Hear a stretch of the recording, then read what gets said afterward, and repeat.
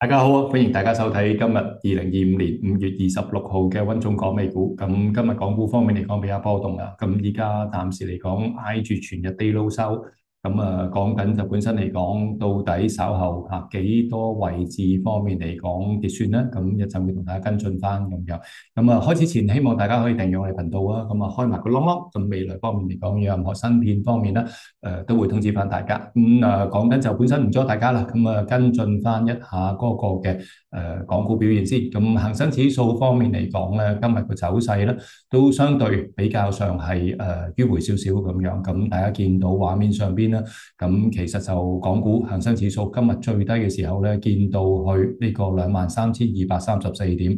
咁依家咧其實都只不過係23,250點嘅啫。其實頭先仲喺23,240幾咁樣。咁你可想而知啦，其實已經挨住個 day low 收㗎啦。其實挨住個 day low 做咁樣。咁依家現階段嚟講，係咪代表港股方面咧就需要有個比較顯著嘅調整咧？咁的確就本身恒生指數連續升咗6個禮拜啦。咁老實講啊，升得多，咁你話做翻個整固係咪合情合理咧？呢啲唔使我多講，大家都有心理準備。咁而另一方面嚟講咧，大家亦都見到恒生指數今日明顯係失守咗條十天線嘅，其實講緊失守條十天線之餘咧，就越嚟越靠近翻條20天線同埋條50天線。我會預期咧，其實呢兩條線咧會試嘅機會率都高嘅，其實咁點解咧？最簡單，恒生指數首先其實就本身之前做咗雙頂啦。雙頂個頸線啦，其實就喺翻呢個嘅23,059點嗰啲水平咁樣。意味住咩咧？意味住呢一個係眼前恒生指數嘅重要支持。如果呢個支持位方面失守咗嘅話咧，會去邊度咧？咁大概會去22,100點，即係講緊咧，大概係會去呢一個嘅水平咁樣嘅。呢個大家就要留意翻啦。其實本身嚟講，之前都升得多，升得耐咯。呢個位置亦都係之前啲成交密集區、小型成交密集區嗰啲位置咁樣。當然啦，其實講緊就本身咧就落嚟嘅時候咧，都好多支持同埋關鍵嘅。其實例如講緊係之前嗰個調整方面嗰個反彈幅度啦，依家已經去到78.6㗎啦。其實講緊就本身咧，如果調整落嚟咧，23.6、23.8呢個位咧，其實係初步第一個支持位置。但係如果你話再落嘅話咧，其實講緊咧就去翻到升幅方面嚟講，約我一半，我覺得調整咧都唔係好奇怪嘅事情咁樣。所以大家投資者方面嚟講，可能小心翻、關注翻，呢個係重要啦。除此之外咧，本身嚟講咧，就呢個嘅講緊嗰個嘅上證綜合指數咧，亦都見到有個調整。今日方面嚟講已經收咗市啦跌一點啫。不過佢哋冇升過啊嘛。其實你見到咧，就本身由上年9月嘅時候咧開始到依家，真係一馬平川，冇乜特別大分別咁樣。其實就本身一條直線咁樣，冇升過就自不然又冇乜點跌過噶啦。其實你見到好多平均線都聚埋一堆咁，已經知道噶啦，咁上下。而另一方面嚟講美股嗰邊咧，講緊就亦都見到。本身即係啱啱都試緊條頸線。呢個就似頭肩頂啦，係咪？頭肩頂方面嚟講就一度一對穿。跟住講緊咧就做緊個反彈。反彈方面嚟講揾緊個支持位置方面。依家短期就睇翻住呢個5730點呢啲位置咁樣。本身嚟講睇下佢穿唔穿啊？其實如果5750點呢啲位置唔穿嘅話，咁會較好。但係調翻轉頭，如果穿咗嘅話咧，你意味住就向後邊走噶啦。其實可能6200嗰啲咁嘅位置咧，一啲都唔奇怪嘅。呢個其實大家可以有個安排咁樣。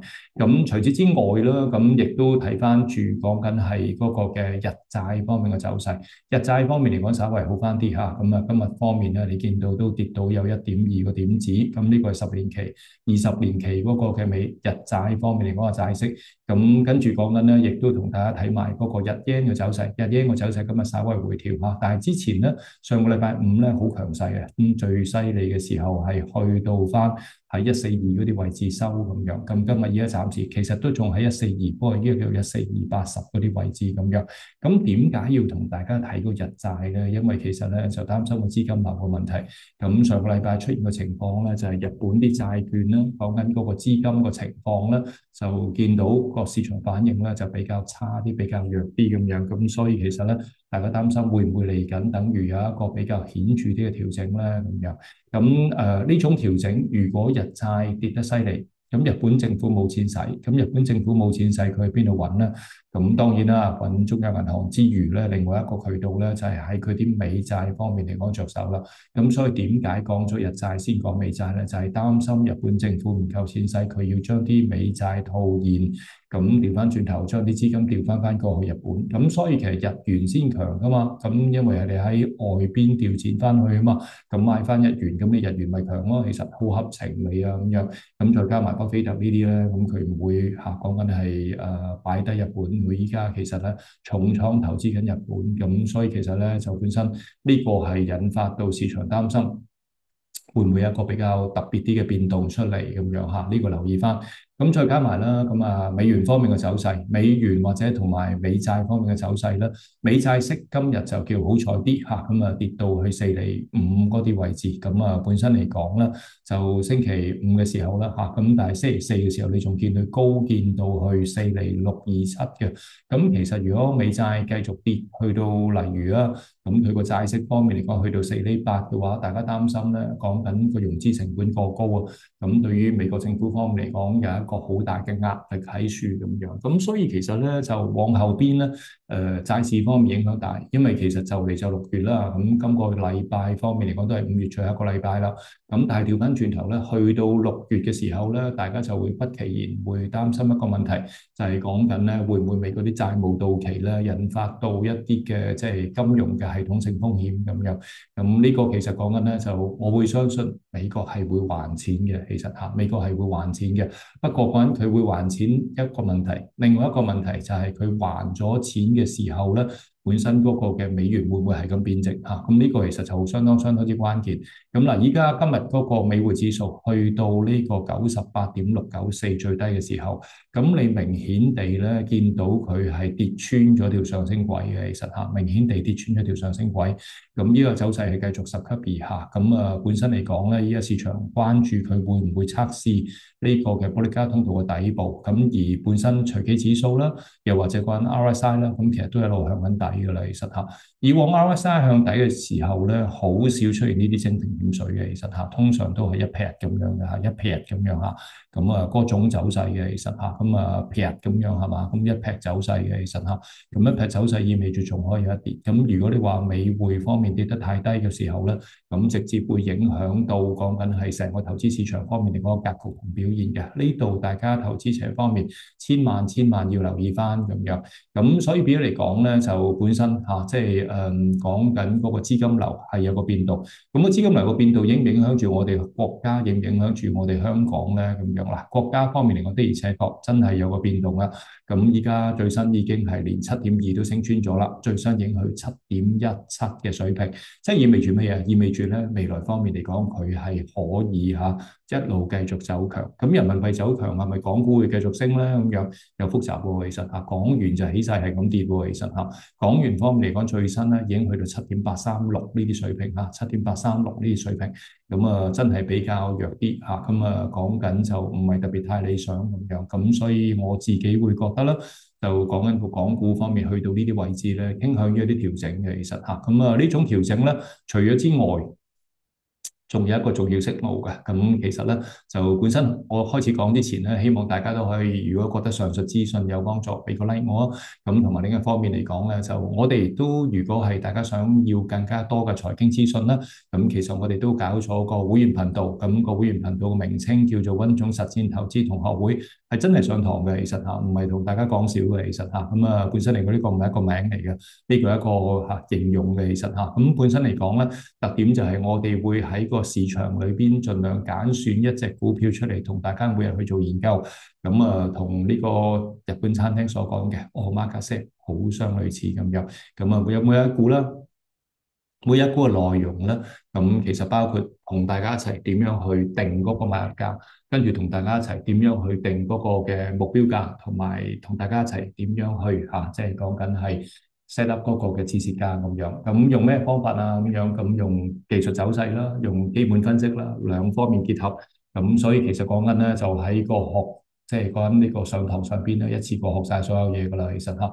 咁加埋咧，就本身我哋亦都有分析大市幫大家，咁同埋另一方面咧，就大家如果啱啱咁啱有事咁可以重溫嘅，咁亦都如果有特別事件咧，咁我哋都會發翻呢個 WhatsApp 信息俾大家，咁可以方便大家去跟進。費用方面嚟講，只係需要400蚊啫，其實非常非常之便宜嚇，咁一啲都唔貴嘅，其實嚇，咁為翻每一日，咁其實講緊10零蚊已經可以咁樣，唔好介意啊。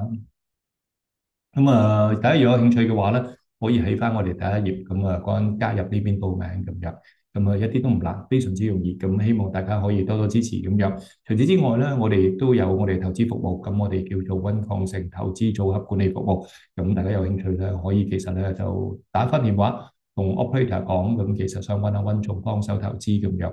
咁又或者 WhatsApp 我哋最好啦。咁 WhatsApp 因為24小時都得嘅，如果打電話啦。夜晚或者非辦公時間嘅時候就會飛咗過去馬來西亞嗰邊，都係廣東話同事聽嘅，其實放心。不過講緊就冇咁直接咁解啫，其實如果你話即係 WhatsApp 嘅話咧，就直接係我哋部門嘅。本身9861640098616400，歡迎大家同我哋聯絡。好啦，講緊就本身我公司係咩公司咧？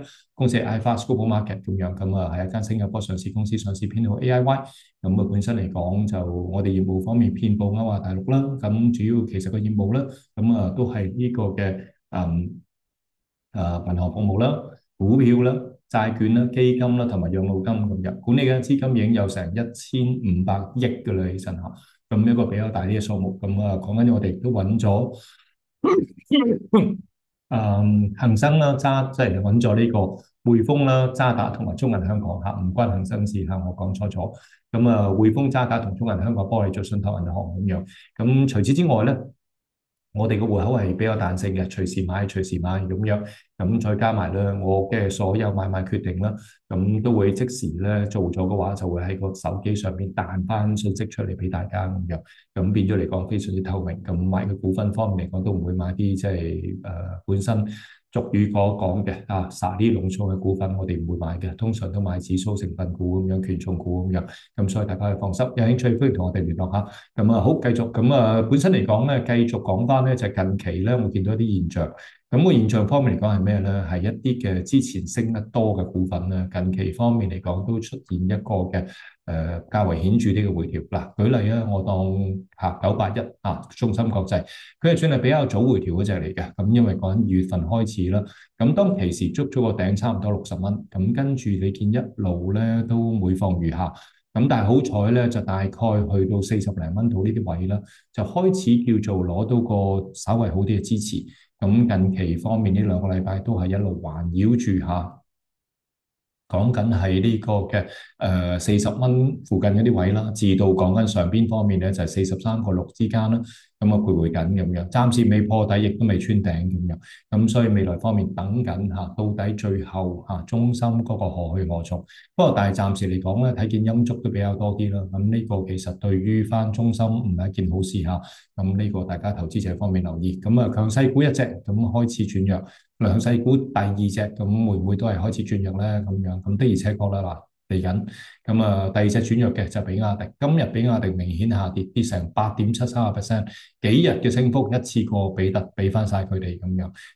本身嚟講點解咧？今日因為本身咧就寶馬下調咗即係中國內地方面嚟講嘅汽車嗰個嘅銷售情況咁樣銷售預期咁樣，市場擔心緊中國內地嗰個車市係咪已經飽和啦？講緊，所以變咗嚟講咧，就比亞迪方面出現一個比較顯著嘅調整，一口氣一下子要落翻425蚊嗰啲水平咁樣。之前最高嘅時候，大家都眾所周知啦，其實最高嘅時候去過477.8477.8，差唔多成500，即係差唔多接近500蚊啦，其實但係上唔到就上唔到啦。依家其實咧就一口氣亦都跌穿咗條10天線咁樣，10天線嘅位置喺435嗰啲位置，依家已經425噶啦，其實所以呢樹咧亦都係反映住啦，另一隻強勢股開始轉淡嘅一個嘅跡象開始轉淡嘅一個跡象咁樣。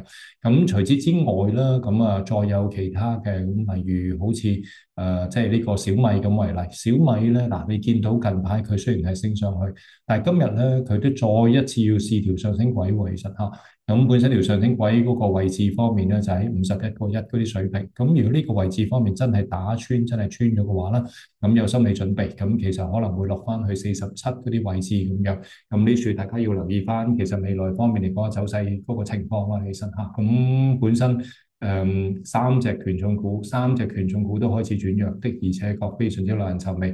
就算連發佈會都完全幫佢唔到嚇，連續4日方面嚟講陰燭嚇，四隻烏鴉飛嚟做，即係飛嚟。咁講緊就本身可能未來方面會影響住個港股，真係需要一個比較明顯啲嘅調整咁樣。咁的而且確嘅，其實你特朗普不斷搞事咁樣，咁上個禮拜又話啦即係唔中意蘋果方面喺印度講緊係生產咁樣，咁佢想去攞翻嚟中國內地咁樣。咁頭先我同大家分享過啦，咁日本嗰邊有事咁樣，咁再加埋美國方面本身咧，其實就都多股份咧。開始有啲變數，咁你見啦就平霸咁Google Google 真係平霸嚟嘅喺 Magnificent Seven 裏邊，20倍 PE 都唔到19.19倍啊，其實咁本身嚟講咧，就上個禮拜再次下跌，咁本身星期五嘅時候咧，跌幅都比較大啲全個星期就上升嘅，但係如果星期五就下跌嘅，咁本身嚟講咧，星期五嘅跌幅有成1.39%咁樣咁呢處要留意翻，咁跟住講緊 Tesla 本身嚟講，你見到啦都係一個高高地嘅位置咯。咁講緊喺339.3毫4呢啲水平339.34呢啲水平咁樣。咁本身其實佢近期冇乜特別嘅，咁除咗係同日本或者同印度合作之外咧，就本身賣車嘅數字差咗啦，其實咁講緊係喺歐洲直頭差過比亞迪啦咁所以呢啲其實都係一啲好 strong 嘅 signal 咧。就令至到投資者方面覺得，咦係咪要走咧咁樣咁呢個 Tesla 方面另外一隻咁再加埋啦蘋果，咁頭先我都話蘋果俾特朗普搞，咁星期五嘅時候咁跌得比較大啲嘅，跌成3.02，曾經最高跌到差唔多4%咁滯，咁叫做好彩，咁叫做喺個低位方面攞到個支持，保力加通道嘅低位多到個支持，咁現階段咧隨機指數 Stochastics 同埋呢個嘅 RSI 咁都開始叫做進入一個超賣區入邊咁樣。未來方面嚟講都會充滿住變數咁呢個大家投資者方面嚟講都留意。咁跟住 Meta 啦，其實Meta 方面咧，嗱你見到佢有一個比較深度嘅調整。咁講呢個深度調整方面咧，就其實已經跌穿咗條10天線㗎啦。其實依家喺條20天線附近，咁大家都要留意住佢嘅走勢咁樣。咁再加埋啦咁另一隻 Snowflake 啦咁本身嚟講咧，就上個星期出完業績，咁跟住再爆上去，咁最新咧你都見佢喺200蚊嗰啲位置，雖然回調咗，但係都係陽燭嚟嘅，其實即係簡單啲講，低開高走，咁都唔至於到低過開市價個表現咁樣。咁呢隻另一隻方面嚟講咧，就值得大家投資者留意嘅就係聯合健康，咁呢間保險公司咧，咁其實就出現到比較嚴重啲嘅問題，就係講緊嗰個嘅之前咧牽涉到有啲高管方面嚟講嘅本身講緊賣股剩啲咁嘅問題咁樣，咁依家其實處理緊咁加埋咧特朗普方面需要嗰個嘅醫保有個改革，咁所以變咗嚟講咧，就導致個股價咧近期一路嘅走勢咧，大概就係喺翻呢個248至到講緊喺呢個嘅342之間徘徊緊咁樣咁呢個其實投資者方面嚟講都冇必要留意翻咁樣。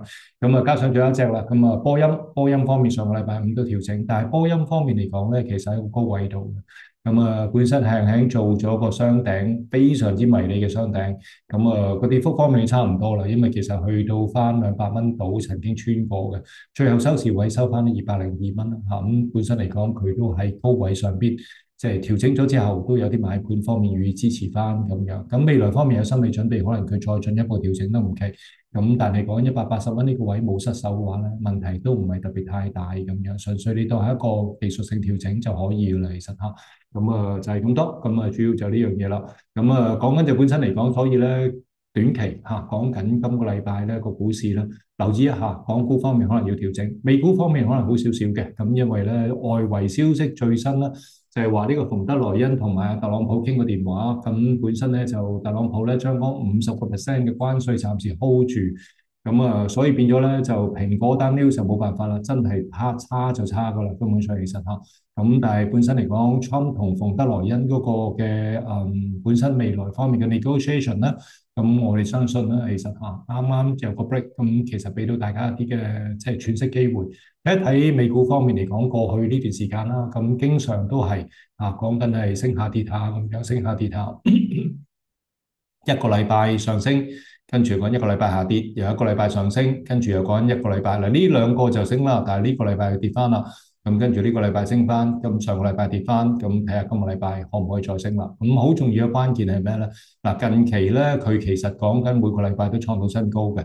咁之前嚟講最高去到翻呢個5968嗰啲位置，5968嗰啲位置，留意住美股未來可唔可以再創新高咁樣嚇？咁呢個其實留意住啦。港股方面嚟講咧，就本身留意住條廿天線，廿天線有一段時間冇升穿嘅啦，其實冇跌穿嘅啦，其實嚇。咁呢個位置方面嚟講，就喺呢個23,000嗰啲位置，22996嚇。咁呢個位置大家留意翻。今日多謝大家收睇，希望大家有個愉快嘅週日嚇。愉快週一。講緊就本身咧就今個禮拜就多啲。OK，拜拜。